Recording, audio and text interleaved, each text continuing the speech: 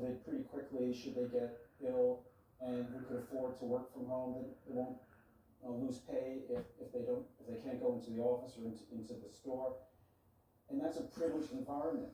But for so many people in this country, having to lose work for a week or two might be the difference between being able to pay their rent. Or getting COVID, if you are immunocompromised, might have a much greater health consequence than if you're healthy and well boosted and have no other.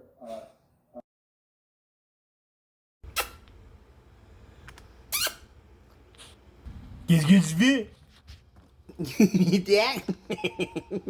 Hey, t'es pas mal bon, hein? T'es pas mal bon. Ouais. Hein? Ouais, tu me surprends.